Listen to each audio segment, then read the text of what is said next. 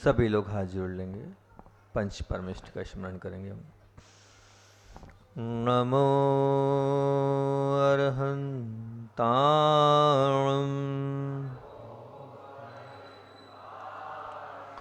नमो सिद्धाणं, नमो आयर्याणं, नमो वज्रायाणं, नमो लोए सव्वसाहुणं,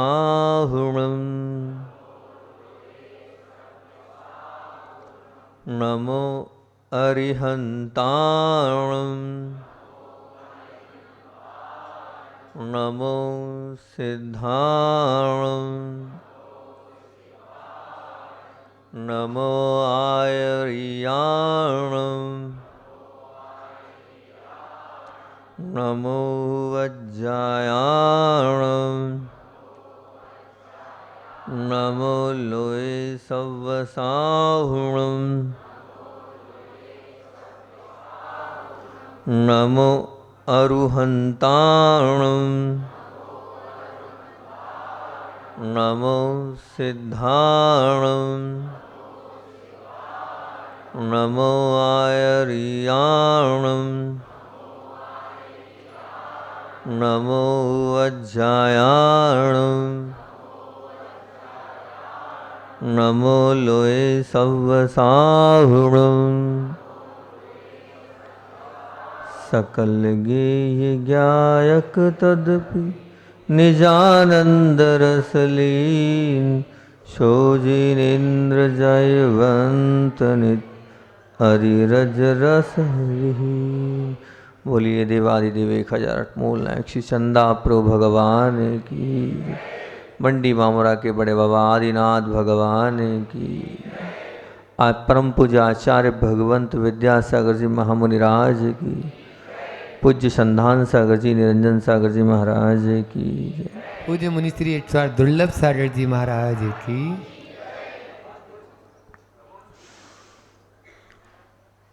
सुख और दुख की कहानी अपनी चलती जा रही है, फिर से उसी बात को आगे बढ़ाते हैं।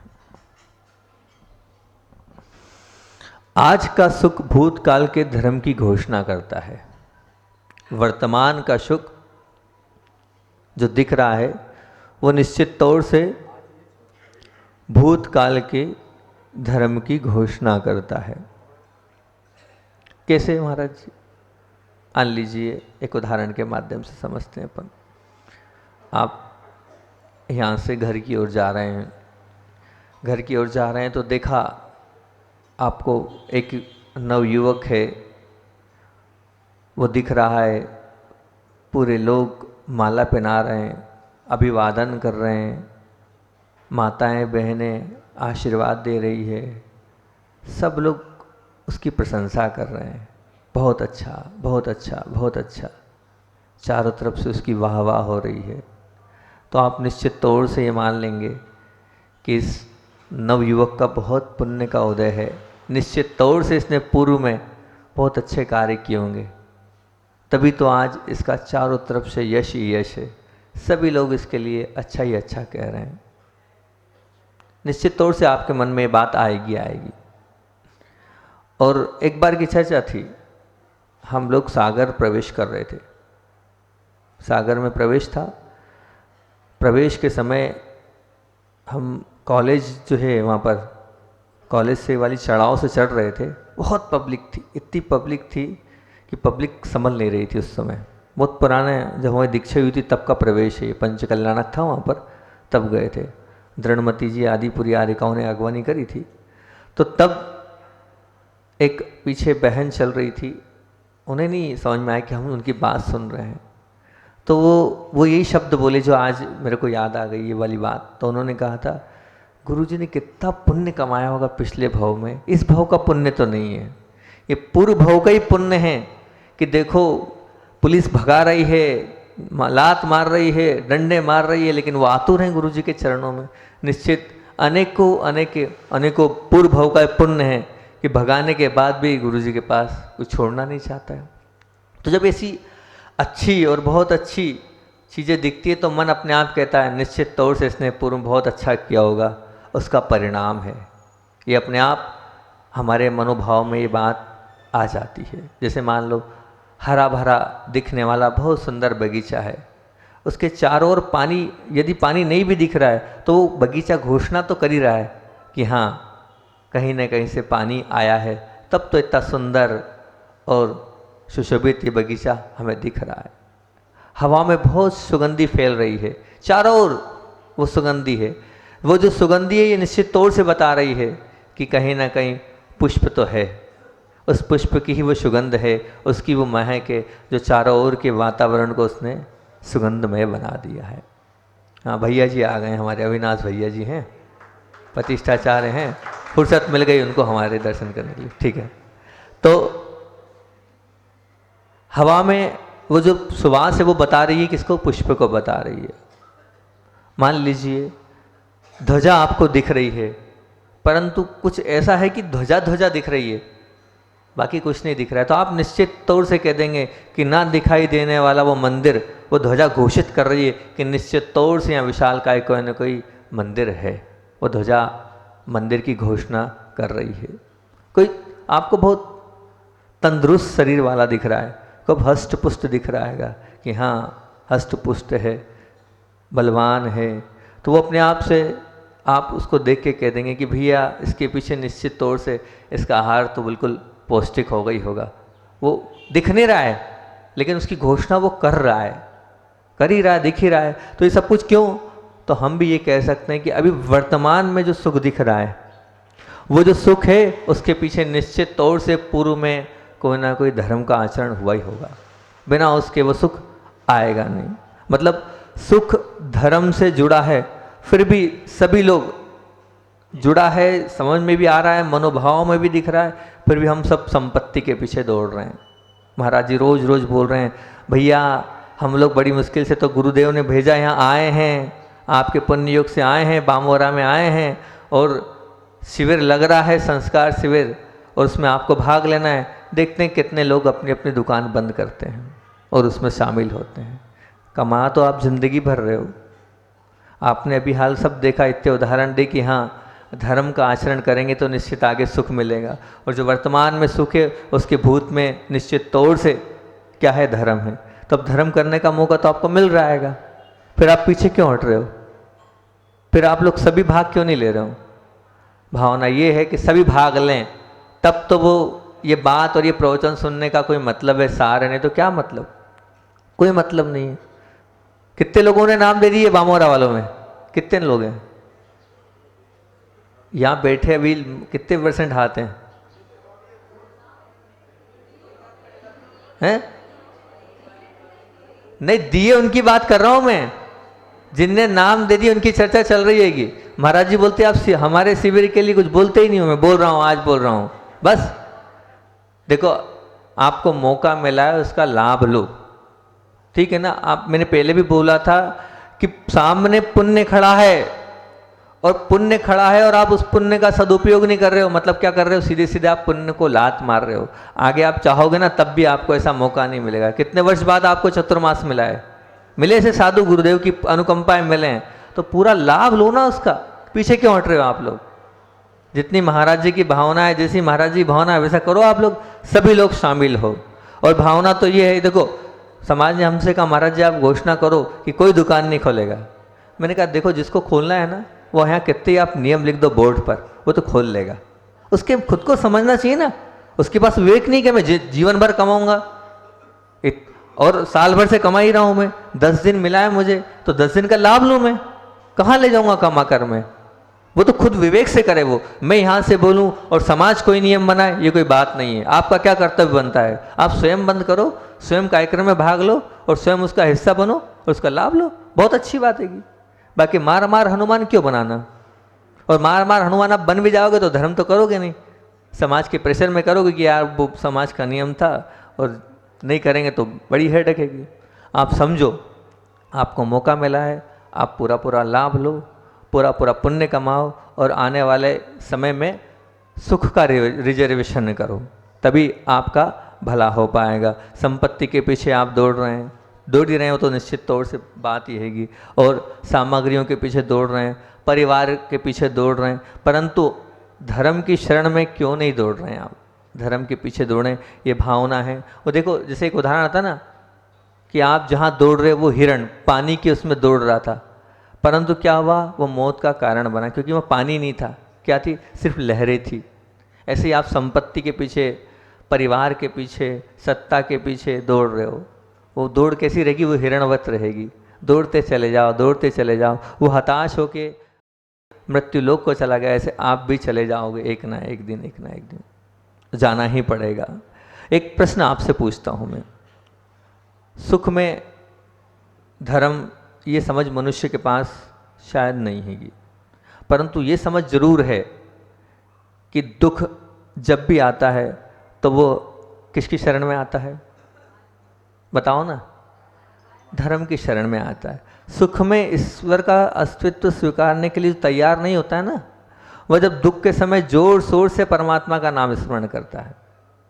सुख में उसको याद नहीं आते भगवान, जहाँ थोड़ा कष्ट पहुँचता है तो अपने आप उसको सब कुछ याद आता है, वो पीछे पीछे दौड़ता है वो प्रभु के। सुख के समय गुरु के पास जाना भी नहीं चाहता है, और जहाँ थोड़े बहुत दुख आए तो गुरु को अब छोड़ना भी नहीं पसंद कर रहा है, वो गुरु को पकड़ के रखा है, क्यों, उस कष्ट से उसको निकलना है ना। सुख में उसे होटल क्लब दिख रहे हैं, और अब दुख में उसको क्षेत्र दिख रहे हैं, गुरुजी दिख रहे हैं, अतिशय क्षेत्र, सिद्ध क्षेत्र दिख रहे हैं। ऐसा क्यों?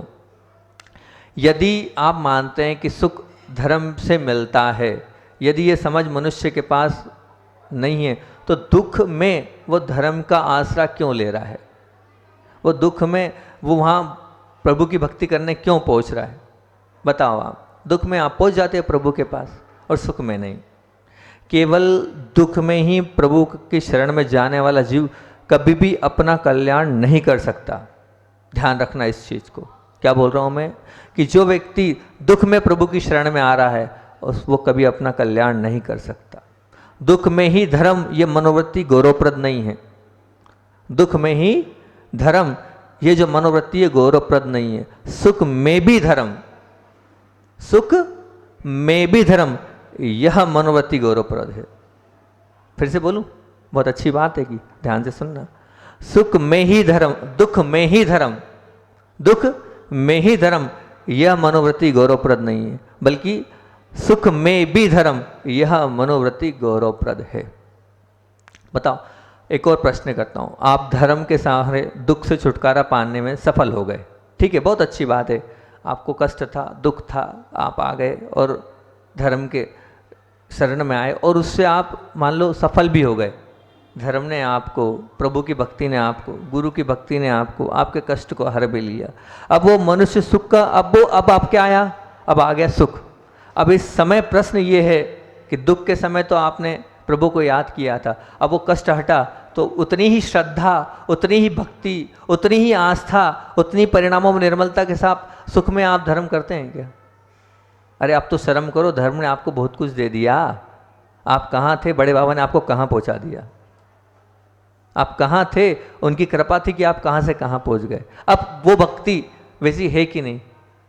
मैंने देखा बहुत से लोगों को कि जैसे जैसा पैसा बढ़ता गया वैसे वैसे भक्ति कम होती चली गई, वैसे वैसे मंदिर कम होता चला गया, वैसे वैसे समाज के कार्य कम होते चले गए। अब वो वहाँ एक काम कुछ भी कर सकता है, उधर उलझता जा रहा है, वो उलझता जा रहा है, वो उलझता जा रहा है, और इधर कम करते जा रहा है, कम करते जा रहा है, कम करते जा रहा है। उल्टा हो रहा है ना ये तो। प्रभु दे रहा है और आप फिर भी प्रभु को छोड़ते जा रहे हो। बताओ, हो रहा है कि नहीं ऐसा? तो धर्म के मार्ग पर या पाप के मार्ग पर आप बताओ, आपका भला किस में है? किस में है? धर्म के मार्ग पर। दूसरा एक बात पूछ रहा हूँ कि आपने कहा दुख में, अब आप दुख में सुख में, मतलब दुख जो था उसमें सुख में जाने का प्रयास किया आपने। आपको दुख था, अब उस दुख से छुटकारा पाने के लिए आप सुख में जाने का प्रयास कर रहे हो, आपने वो किया भी, और अब वो आपको दुख समाप्त भी हुआ। समाप्त भी हुआ, जैसे एक उदाहरण से समझेंगे तो बहुत अच्छे समझ में आ जाएगा। मान लो आपको बुखार था, ठीक है ना, आपको 103 104 बुखार है अभी हाल। अब बुखार है तो उस वक्त आपको मंदिर में नहीं जाने की वेदना है कि दुकान नहीं खुल रही उसकी वेदना है? हैं? बताओ ना। नहीं, बहुत कम लोग हैं, अभी आपके चेहरे ऐसे नहीं बता रहे हैं। आपको ये विकल्प होगा, ये भगवान राखी का सीजन हैगा और 103 104 बुखार आ गई है, दिवाली का सीजन हैगा, क्या करूं मैं कि दुकान ही नहीं खोल पा रहा हूं। मतलब आपको उस दुख से निकलना तो है, प्रभु के लिए नहीं निकलना है। भगवान कर तो रहे हो, भगवान के लिए नहीं कर रहे हो। आपको ऐसा लगता हो कि हाँ महाराज जी के प्रवचन चल रहे हैं, महाराज जी का आहार दान हो रहा है, महाराज जी की सब कुछ हो रहा है, लेकिन मैं उसको नहीं अटेंड कर पा रहा हूँ क्योंकि बुखार आ गई मुझे या और कोई बीमारी हो गई मुझे। अगर आपके अंदर ये पीड़ा है तो बहुत अच्छी बात है, आप तो पक्के धर्मात्मा हो, बामुआरा वाले सब धर्मात्मा। पर ये होना चाहिए ना, पीड़ा है ऐसी, अध्यक्ष साहब को ऐसी पीड़ा है, ठीक। वो अगर ये पीड़ा है तो कोई बात नहीं तो अगर उसके लिए हो रहा, केवल दुख में ही धर्म की शरण में जाना वाला, दुख दूर तो हो जाते हैं पर वो धर्म उसके लिए आगे जो है छोड़ देगा। जैसे एक और उदाहरण देता हूँ, बहुत अच्छा उदाहरण याद आ गया, आपके सामने रखता हूँ। एक व्यक्ति को 5 साल की कैद हो गई, वो जेल में पहुँचा। तो जब वो पहुँचा तो पहुँचने के बाद प्रतिदिन रोज़ सुबह 4 बजे से उठ के भक्ति आराधना करता है, शाम को भी वो भक्ति करता है, खूब भजन करता है और प्रभु को याद कर रहा है। गला अच्छा था प्रभु की कृपा से, तो उस गले का सदुपयोग कर रहा था। वो खुद तो करता था, अब जब देखो एक बात ध्यान रखना, आप करते हो, अगर गाना करते हो तो 2 4 10 लोग आपके साथ फिर शामिल हो जाएंगे, तो एक मंडली टाइप से बन गई और रोज़ सुबह शाम भगवान की भक्ति जेल में भी होने लगी। हो जाता है अब वहाँ भी क्या हो गया, तो वाह होने लग गया कि बहुत बढ़िया बहुत बढ़िया। अब उसका करता कौन? वो व्यक्ति जिसने सब कुछ किया था। तो जेलर से रहा नहीं गया, ये व्यक्ति इतना धर्मात्मा है, प्रभु की भक्ति कूट कूट के भरी है, सुबह शाम लगा रहता हैगा, रात रात तक भक्ति करते रहता हैगा, ज़रूर इसके लिए मुझे कुछ करना चाहिए। तो उन्होंने प्रयास किया ऊपर तक, बोले ये व्यक्ति बहुत बढ़िया है और इसको लगता नहीं कि इसने अपराध किया होगा, पर इसको जेल हो गई है, इसे छुटकारा मिलना चाहिए।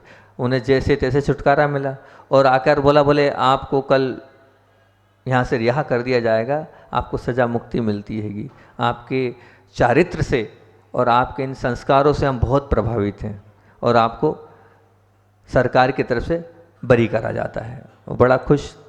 अब अगले दिन जेलर साहब पहुँचे 8 बजे लगभग, तो खर्राटे ले रहा था वो भैया, तो खर्राटे ले रहा था तो वो पहुँचे, उन्होंने उठाया, क्यों भैया अभी तक आप सो रहे हो? आप तो 5 बजे से 4 बजे से उठ जाते थे। बोले हाँ बहुत दिनों के बाद तो आज नींद लगी हैगी। तो अब आप भजन क्यों नहीं कर रहे? और अब भजन करने की आवश्यकता क्या है?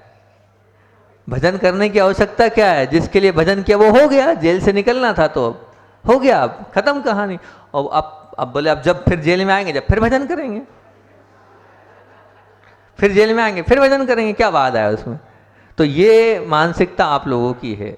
दुख और कष्ट आते हैं तो आप पहुंच जाते हो भगवान के पास और कह देते हो। आपने तो वो वैसा बना रखा है, कैसे? जैसे हम डॉक्टर के पास गए, डॉक्टर को हमने अपनी नाड़ी दिखाई, उसने बोला भैया आप एक काम करना, ये दवाई ले लेना, ठीक है ना, ये पत्थर का सेवन कर लेना, और ये अपथ्य बिल्कुल नहीं, इसका त्याग कर देना हो। और जैसे ही आपकी बीमारी खत्म हुई तो राम राम कर देते, उससे राम करना ही है, दवाई थोड़ी रोज खाओगे। ऐसे ही आपने भगवान को मान रखा है। क्या किया? आए, कोई कष्ट था, दुख था, दिन में 2 बार आ गए, शांति विधान भी उस निमित्त से कर लिया, वो अष्टानिका का 8 दिन का विधान भी उस निमित्त से कर लिया, और कोई कहा, महाराज जी ने कहा तो माला भी फेल ली, 1.25 करोड़ जाप भी कर लिए उस निमित्त से, सब हो गया, काम हो गया, खत्म कहानी। उतने दिन का पत्ते था, उतने दिन की दवाई लेना थी। वो डॉक्टर को जिससे जैसे छुटकारा पा लिया, दवाई से छुटकारा पा लिया, ऐसे यहाँ भगवान से छुटकारा पा लिया। जय राम जी की 1.25 लाख जाप का नियम था, हमारा वो काम हो जाए, हो गया काम। इसलिए हमने वो सोचा था कि हम ये यहाँ तीर्थ की वंदना करेंगे, ये काम हो जाए, हो गया काम, छुट्टी। तो ये मानसिकता किसकी है? ये मानसिकता आप लोगों की। क्या ठीक है मानसिकता आपकी? जो व्यक्ति दुख में ही धर्म करने वाला होगा वो निश्चित तौर से वो जो परमात्मा है, गुरु है, वो जो धर्म स्थान है, उससे राम राम कर ही लेगा, छोड़ ही देगा उस डॉक्टर को जैसे छोड़ा उसने। तो दुख के कारण धर्म की ओर जाने वाला धर्मात्मा नहीं बन सकता, बिल्कुल नहीं बन सकता। और एक और उदाहरण दे देता हूँ। जो व्यक्ति दुख में धर्म करता है ना, वो कैसा होता है मालूम है? वो जैसे आप देखना, पानी में हमने तेल की बूंद डाली, वो कभी एक मेक होगी क्या? सैकड़ों वर्ष रखी रहे। ध्यान रखना, वो तेल और पानी कभी एक मेक नहीं होगा, कभी नहीं मिलेगा, कभी नहीं मिलेगा। वे अगर मान लो वहीं दूध रखा और पानी मिला दिया तो वो एक मेक होगा कि नहीं? होगा ना, पक्का। तो वो दूध जैसे ही आपने पानी में डाला तो वो एक मेक हो गया, ठीक है ना। जो व्यक्ति दुख में ही धर्म करता है वो तेल में पानी की तरह कभी धर्म से एक मेक नहीं हो पाएगा, उसकी श्रद्धा बैठेगी नहीं धर्म के ऊपर। कितना ही प्रयास कर ले, जैसे तेल और पानी कभी एक नहीं होंगे, कितना ही मिक्स कर लेना आप, खूब मिला लेना, कभी एक नहीं होगा। ऐसी जिसकी धारणा ये है कि दुख में धर्म करना है, वो कभी भी अपने आप को धर्म के साथ एक मेक नहीं कर लेगा। और जो व्यक्ति सुख में भी धर्म करता है, सुख में भी धर्म की ओर जाता है, वो दूध पानी की तरह है। वो दूध में जैसे पानी मिल जाता है ना, वैसे वो मिल जाता है धर्म के साथ। बताओ आप किस तरह से हो? दुख में ही धर्म कि सुख में भी धर्म? कौन सी प्रवृत्ति के व्यक्ति हो आप? वो आप तेल पानी वाले हो कि दूध पानी वाले हो? आप पक्का बोल रहे हो? अंदर से बोल रहे हो? सही में बोल रहे हो? बहुत अच्छा है। मैं तो यही चाहता हूँ कि आप दूध पानी वाले बनो। हम नहीं चाहते आप तेल पानी वाले बनो। आपका जीवन दूध पानी की तरह मिले और सुख में भी धर्म हो और दुख में भी, और दुख से निकलने के बाद भी धर्म हो। यही हमारी भावना है। आज आचार्य शांति, हमें मालूम नहीं था आचार्य शांति सागर जी का दीक्षा दिवस है, फिर भी एक समाधि, हाँ समाधि दीक्षा दिवस उनका हैगा। अब दो महाराज जी का क्या क्या, हाँ ठीक है, फिर भी प्रयास करता हूँ बोलने। एक अच्छा, यहाँ आने के बाद पता चला, बहुत पहले लगभग 25-27 साल पहले मैंने चाई चक्रवर्ती पढ़ी थी गृहस्थ अवस्था में, जब मैं स्कूल की पढ़ाई करता था। उस समय मिला, संग में गया महाराज जी पास, वैराग्य बढ़ाना है, अपने वैराग्य को उत्कृष्टता की ओर ले जाना है, क्या करना चाहिए? तो उन्होंने कहा अपने वैराग्य को प्रबल करना है। उन्होंने कहा जी महाराज जी, सबसे पहले चारित्र चक्रवर्ती पढ़ना। क्या पढ़ना? चारित्र चक्रवर्ती पढ़ना। वो चारित्र चक्रवर्ती जो ग्रंथ है उससे तुम्हारा प्रबल होगा वैराग्य, मोक्ष मार्ग में बढ़ने की तुम्हारी और भावना दृढ़ होती चली जाएगी। मैंने कहा जी महाराज जी। तो उसमें से इतने साल पहले पढ़ा, पूरे प्रकरण तो मुझे याद नहीं है, लेकिन एक छोटा सा प्रकरण याद है, वो मैं रख देता हूँ। प्रकरण उस वक्त का है, पूज्य शांति सागर जी महाराज जी बिहार कर जा रहे थे और किसी गांव में उन्हें रात्रि विश्राम के लिए रुकना था। तो जो भी स्कूल का कमरा होगा या जो किसी का मकान होगा, वहाँ पर अंदर रुकना था। बाहर गैलरी टाइप से थी, ठंड का समय था, जैसा ठंड पति ना जे उसमें शीतकाल में ऐसे ठंड का समय था। उस ठंड के समय में पूज्य श्री जी से कहा कि आपको यहाँ इस गांव में रुकना है। महाराज जी ने प्रवेश किया। प्रवेश करने के बाद जैसे ही महाराज जी वहाँ रुक रहे थे, तो जिस व्यक्ति ने वाहवाही लूटने के लिए, होते समझदार शावक, महाराज जी आप ही के लिए पूरा कमरा खाली कराया और आप ही के लिए पूरी झाड़ू लगाई और आप ही के लिए पूरा पोछा लगाया और आप ही के लिए पूरा पैक कर दिया। हम सुबह से बस आपके लिए ही सब ये कर रहे हैं पूरा। महाराज जी ने जब ये सुना, सब मेरे लिए ही हो रहा है, मेरे लिए हो रहा है, ठीक है आशीर्वाद। उन्होंने आशीर्वाद दिया। कमरे में अंदर नहीं बैठे, बाहर गैलरी में भर ठंड में सोए, भर ठंड में सोए वो रात भर। आप बार बार साधु के लिए कर रहे हो, साधु के लिए, साधु आप ही के लिए कर रहे हो। तो महाराज जी ने मूलाचार की वो चर्या को सामने रखा कि भैया आप हमारा ये त्याग आहार में आप ही के लिए नहीं, बोले बसती का भी हमारे लिए नहीं कर रहे, हमारे लिए कर रहे हो, उसका भी त्याग रहता है। तो वो आगम की चर्या आचार्य शांति सागर जी महाराज जी ने एक रात भले ही सोए, लेकिन सबको शिक्षा दे के चले गए। ऐसे हमारे पूज्य आचार्य शांति सागर जी थे, जिन्होंने श्रवण परंपरा का वास्तविकता में निर्वाह तो किया ही है और हमें हमारे लिए आगे चलने के लिए एक संबल दिया है। ऐसे आचार्य शांति सागर जी। और पूज्य क्षमा सागर जी का भी है, दीक्षा दिवस है। अच्छा। पूज्य क्षमा सागर जी से तो हम कभी जुड़े नहीं थे, पहली बार महावीर जी में उनसे मिले थे। और महावीर जी में जब हम, आचार्य भगवान ने हमें उपचार के लिए भेजा था ब्रह्मचर्य अवस्था में, तो पहले तो हम बैठे थे, उन्होंने जैसे ही देखा सफ़ेद कपड़े में पहने, उन्होंने पूछा हूँ कहाँ से आया आप? क्षमा सागर। मैं सीधे बोला कि आचार्य श्री का शिष्य हूँ और टोपी मंडल से हूँ। उस वक्त हम टोपी मंडल वाले कहलाते थे, टोपी मंडल से हूँ। अच्छा, अरे वहाँ क्यों बैठे हो? इधर आओ। उन्होंने इतने प्यार से हमें बुलाया, हम पीछे बैठे थे हॉल में, सबसे बोले आओ, कैसे आना हुआ, किस प्रकार से आना हुआ, पूरा उन्होंने इतने वात्सल्य पूछा। हमने बताया यहाँ चिकित्सालय में आए हैं उपचार। अच्छा। उसी वक्त कमेटी को बुलाया, पूरी व्यवस्था करी। फिर उसके बाद बोला आप प्रवचन सुनने तो आएंगे? मैंने कहा बिल्कुल महाराज जी, आना ही है, सुनना ही है। रोज़ गाड़ी लेने जाती थी, छोड़ने आती थी। पूरा पूरा पूरा वात्सल्य दिया, इतना जुड़ाव हो गया कि उसके बाद लगातार महाराज जी छूटे नहीं। हर 2-3 महीने होते थे, चतुर्मास के पहले भी आचार्य के पास जाते थे तो पहले वहाँ जाते थे, चतुर्मास होता तो वहाँ जाते थे। 8-8, 15-15 दिन, महीने भर हम कहीं रुकते नहीं थे। लेकिन महाराज जी ने इतना वात्सल्य दिया कि फिर छोड़ा ही नहीं उनको हमने कभी। बहुत वात्सल्य, और इसने हमारे लिए उनके माध्यम से मिला है। बहुत जैसा उनका नाम है वैसे ही उनका काम था। बहुत सरल सहज प्रवृत्ति के साधु थे। ऐसे पूज्य क्षमा सागर जी महाराज जी को आज हम याद करते हुए, अब तीसरी बात, आचार्य जी का संस्मरण तो अब बाद में लेंगे क्योंकि आज हमने सब लोगों को बुलाया और मेरे ख्याल से कुछ नए लोग भी दिख रहे हैं, वो बात रख देते हैं। आचार्य श्री का संस्मरण ठीक है, प्रमुखता आज आपके सामने रख रहा हूँ। बहुत दिनों से बंडी बामोरा में यही बात की चर्चा चल रही हैगी। क्या चर्चा चल रही हैगी? कि बड़े बाबा को उच्च आसन पर विराजमान करना है। और योग संयोग की बात है कि हमारे अविनाश भैया भी आ गए हैं, बहुत अच्छी बात है। वो डायरी रखी है क्या? सोनू भैया हैं क्या? है, डायरी है। सोनू वहाँ गया, उधर गया, काम से गया थोड़ा सा। ठीक है, अभी पहले मैं भूमिका बना देता हूँ, फिर बात की चीज़ सोनू अविनाश भी आपके सामने रखेंगे। अविनाश भी आपके सामने, पहले आप सुनते जाओ तो आपको समझ में आ जाएगा मेरी क्या भावना है ना। बहुत दिनों से और बहुत मेहनत से, जितनी मेहनत बामोरा के मंदिर के नक्शे के लिए भी है, शायद ही इतने नक्शे बने होंगे। बहुत नक्शे बने, अनेक प्रकार के नक्शे बने। मेरी सोच ये थी कि वास्तु से समझौता नहीं करना है। क्या सोच थी?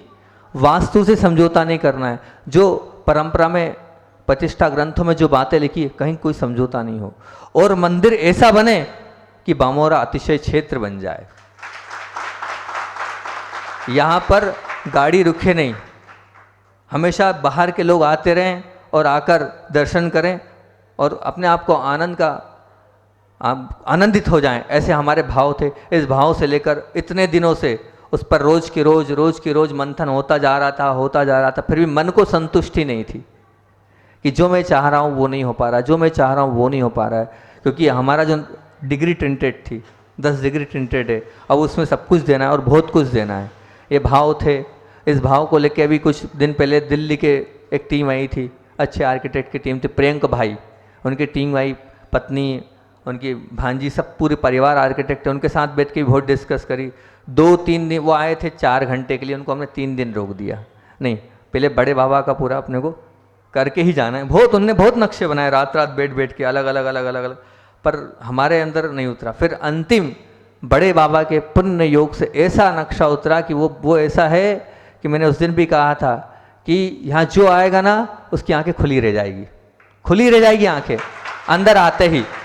ऐसा भव्य वो जिनालय बनने वाला है। अभी तक तो धारणा थी कि बीच में एक पद्मासन आएंगे और आजू बाजू में खड़गासन आएंगे, वो जम नहीं रहे थे।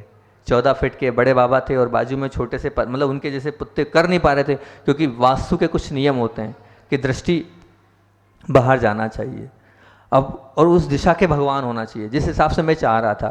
तो आदिनाथ भगवान की दिशा भी नहीं बैठ पा रही थी पूरब, उनकी उत्तर और दक्षिण दिशा है, पश्चिम दिशा में, पूरब में आदिनाथ भगवान इतने अच्छे प्रभावशाली नहीं थे।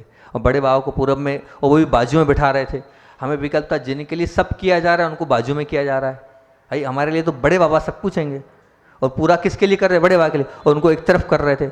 अब बीच में कर नहीं सकते हैं, क्यों नहीं कर सकते? कि पद्मासन होते हैं मूल नायक, अब पद्मासन होते हैं, बीच में कर नहीं सकते हैं, बाजू में करते। एक तो मन में ये बहुत बड़ा विकल्प था कि उनको बीच में कैसा किया जाए। दूसरा, इतने बड़े के भगवान के साथ छोटे भगवान बीच में अपन करेंगे, आजू बाजू में, वो भी जम नहीं रहा था, अंदर से वो भी विकल्प था। और आजू बाजू में बहुत सारा स्थान छूट रहा था, मतलब जो टिंटेड कर रहे थे हम, तो आजू बाजू में बहुत सारा उसको यूज़ ही नहीं कर पा रहे थे हम। तो अब ये सब जब चर्चाएं हुई तो ये निर्णय निकला, उसमें आप लोग बहुत ध्यान से सुनना, कि अब नीचे का जो पूरा पोर्शन रहेगा उसमें, अभी तक तो सिर्फ 3 गर्भगृह थे, अब उसको ऐसा सेट किया उसके 9 गर्भगृह रहेंगे। कितने? 9 गर्भगृह। और 9 गर्भगृह छोटे छोटे नहीं रहेंगे, पहले तो छोटे छोटे हो रहे थे, 6-5 के साथ, पूरे 9 के 9 बड़े एक साइज के, 9 के, मतलब 10-10 फीट के 9 गर्भगृह रहेंगे। कितने? 10-10 फीट के 9 गर्भगृह। 3 सामने रहेंगे, जस्ट सामने। आप जैसे ही अंदर प्रवेश करोगे वहाँ 3 आपको गर्भगृह सामने दिखेंगे और उन तीनों में भव्य पद्मासन परिकर सहित आपको कल पोस्टर मिल जाएंगे कैसे रहेंगे परिकर सहित। अगर कोई पठारी गया होगा तो उन्हें देखे होंगे परिकर सहित भव्य जिनालय, जो प्राचीन पद्धति है अष्ट प्रातिहार अष्ट महा, आप पढ़ते हैं सिद्ध भक्ति, अष्ट महापाड़ियर संयुक्तान, मतलब अष्ट प्रातिहार से और अष्ट द्रव्य से संयुक्त वो पूरे भगवान रहेंगे, जिनमें नीचे शेर हाथी सब प्राचीन, अगर आपने देखा होगा जैसे बड़े बाबा थे नीचे शेर थे, बाजू में चंवरधारी थे, ऊपर पूरे देव थे, ऐसे पूरा वो भव्य बड़े बाबा जैसे 3 बड़े बाबा सामने रहेंगे, एक बीच में एक इधर और एक उधर, ये 3 हो गए।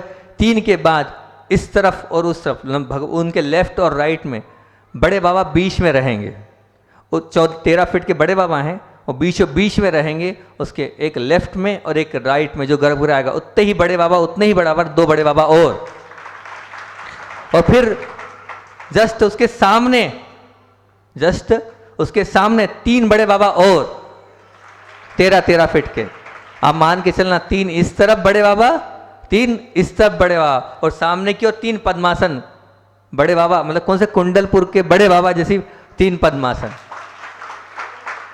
ऐसे 9। जब कोई देखेगा और अंदर घुसेगा और देखेगा क्या है ये, कितने भव्य भगवान है ये, उसकी तो आंखें नहीं हटेगी। अभी तक है तो सही भगवान, लेकिन इतने बड़े बड़े भगवान 1 होते हैं 2 होते हैं, लेकिन आपके तो 9 विराजमान होंगे एक साथ, कितने 9। और आप ये मत समझो नहीं कर पाएंगे बमोरा वाले, बिल्कुल नहीं। जब आप अपना इतना अच्छा भव्य महल बना सकते हो तो वो भी बनेगा, कोई बात नहीं, अपन सब बेच के बनाएंगे, लेकिन बड़े बाबा का मंदिर तो भव्य बनेगा। अब अपन ने अलग किया है तो अच्छा ही बनेगा और बहुत अच्छा बनेगा। तो ये 9 तो नीचे के हो गए, ठीक है ना। ऊपर चलते हैं हम, तो ऊपर इसी तरह से 9 एक इतने ही बड़े 9 गर्भगृह ऊपर रहेंगे, उसमें भी ऊपर 9 गर्भगृह रहेंगे। उसमें हमारा जो पूरा ऊपर का समुच्चरण है उसको हम पूरा व्यवस्थित करेंगे 9 में। उसमें हो सकता है एक में मूलनायक की कमी आ रही है तो एक मूलनायक नए और कर सकते हैं अपन, वो बात की बात है अभी। तो 9 गर्भगृह ऊपर ऐसे कैसे हो जाएंगे। फिर बहुत से लोगों की भावना थी कि हम धूप लेना चाहते हैं, हम गर्मी में हम चाहते हैं कि खुली हवा में रहना चाहते हैं, वहाँ बैठकर सामायिक कर रहे हैं, महाराज आप इतना ध्यान सिखा रहे हो, कहाँ करेंगे हम ध्यान, खुली हवा चाहिए। तो फिर उसके लिए भी बहुत अच्छा वो मन बना कि हमारे पंच मेरु है 5, उनको हम कहीं वेदी में सेट नहीं कर पा रहे थे, और 24 ही है हमारे धातु की, वो भी सेट नहीं कर पा रहे थे। हम 3री मंजिल में चढ़े, सीधे ऊपर गए, या फर्स्ट सेकंड फ्लोर के दो या 3री मंजिल के दो, वहाँ पहुँचे। वहाँ हमने सिर्फ शिखर में एक वेदी दिएगी, शिखर में बीच 5 गोल वेदी रहेगी, उसमें 5 मेरु रहेंगे, और उसमें 6 चारों तरफ वो जो आपकी धातु की 24 भी है वर्तमान में। 3 भगवान उसमें कम है, वो 3 भगवान अपन ऐसे 3 और प्रतिष्ठित करा लेंगे पंचकरण, तो 24 की 24 रहेगी और 5 मेरु रहेंगे, और ऊपर शिखर के आगे पूरा खुला रहेगा। खूब छत का उपयोग करो, कोई दिक्कत नहीं, और वहाँ पर आप बढ़िया धूप का आनंद लेना, और धूप का गर्मी का आनंद लेना, गर्मी का आनंद लो। इस प्रकार से ये भव्य जिनालय आप लोगों के सामने हमने रखा है। अब ये तो हमने अपने मनोभाव रख दिए, लेकिन अब आप सबको अपने मनोभाव रखना है, इतना ही ऐसा ही भव्य जिनालय अपने को बनाना है बहुत अच्छे से। और आपको बता दूं मैं कि जिस आर्किटेक्ट को आपने किया है, पूर्व में भी कहा है, बहुत बड़े आर्किटेक्ट हैं वो, उनका नाम इसलिए बिकता है पूरे विश्व में, भारत देश में नहीं, टॉप 10 में वो आर्किटेक्ट हैं। और मैंने आपको बताया 200 करोड़ से कम का प्रोजेक्ट लेते नहीं हैं वो, तो उनको आचार्य भगवान से जुड़ना, उन्होंने अभी दिगंबर संप्रदाय का एक भी उनका पहला मंदिर है, तो उनकी भावना है आप तो बस आचार्य श्री से मिला देना। आचार्य श्री का बहुत नाम सुना है हमने, उनके नाम के कारण वो यहाँ आए, क्यों मैं उनका शिष्य हूँ, इसलिए वो यहाँ तक आए थे, और गुरुजी से उनको जुड़ना है। और हमने भी कहा आपको गुरुजी से जोड़ेंगे। बड़े बड़े जो अक्षरधाम आदि मंदिर बने हैं, जो विदेशों में बड़े बड़े मंदिर बने, जो शिखर जी में सबसे बड़ा प्रोजेक्ट है श्वेतांबर का, वो उनका है।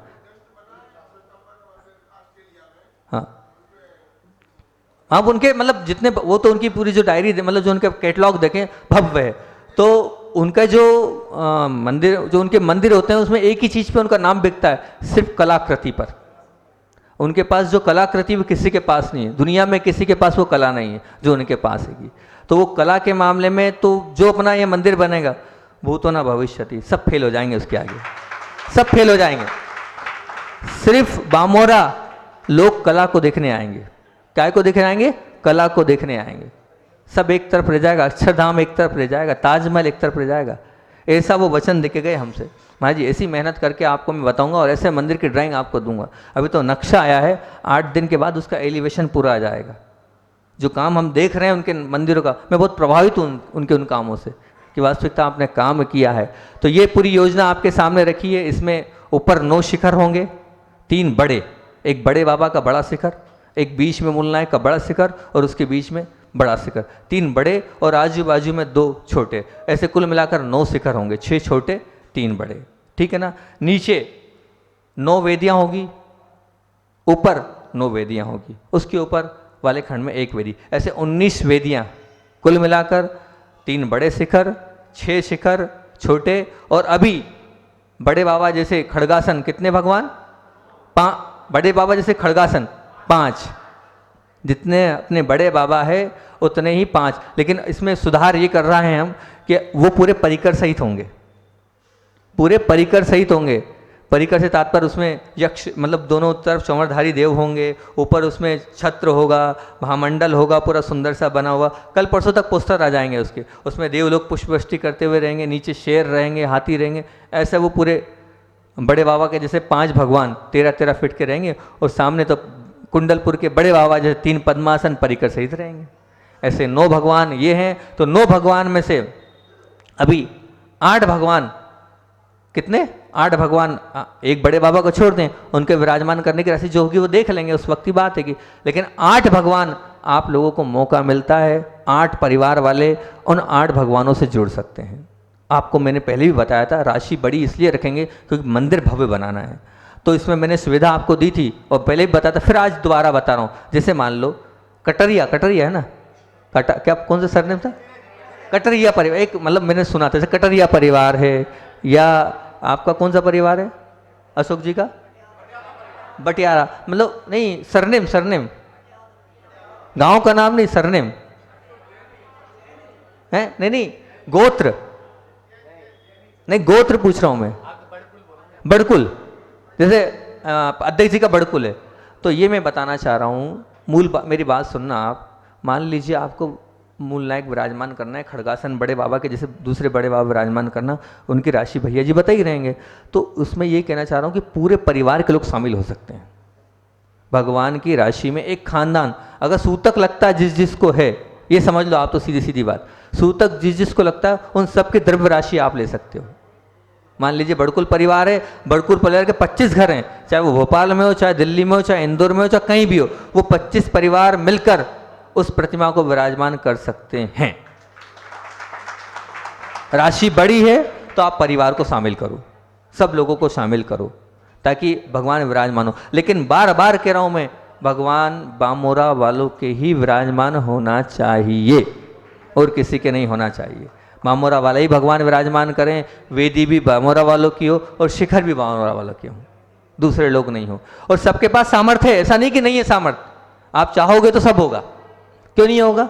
बिल्कुल होगा। 1 साल में तो बनना नहीं है, हमने आपको बता दिया है कि उसको अपन धीरे धीरे 5 साल में 5 हिस्सों में दें, 5 बार उसको अलग अलग हिस्सों में देंगे। 1 साल की इतनी राशि, दूसरे साल की इतनी राशि, तीसरे साल की इतनी राशि। और एक योजना भी रख दी थी कि हम एक योजना भी रख दी थी कि पेटियां सबके घर में रखा जाएगी, उस पेटी में आप डालते जाओ।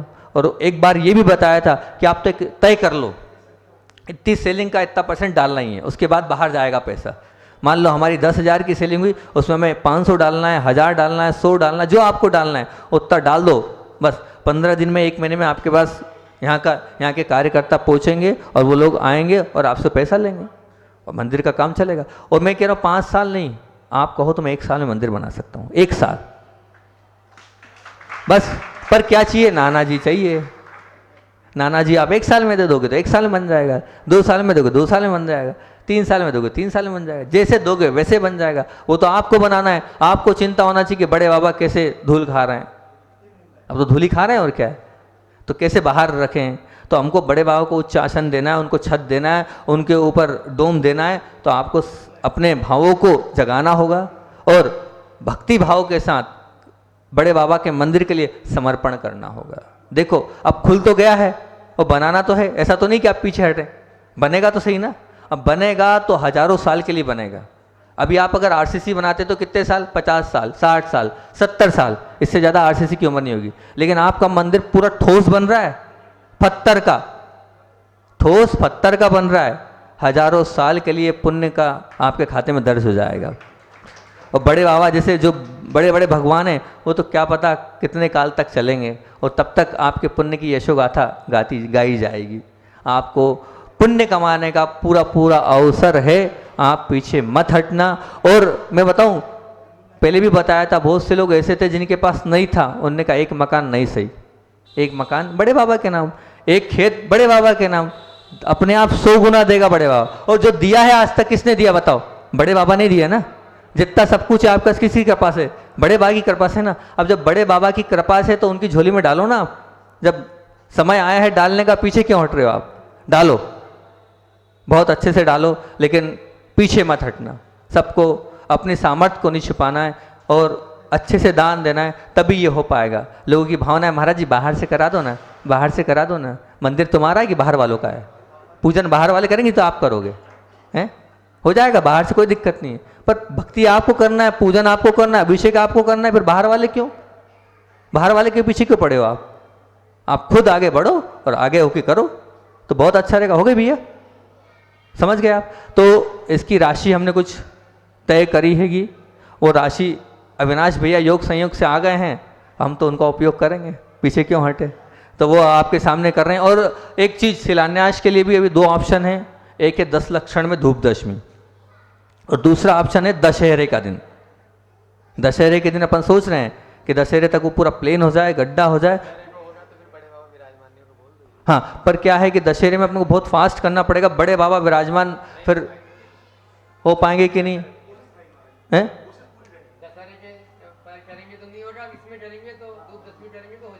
आप ये बताओ कि अगर हम दशहरे पे करते, क्योंकि हम ये चाहते हैं बड़े बाबा हमारे सामने आसन पे आ जाए, वहां से उठे और उठने के बाद जहां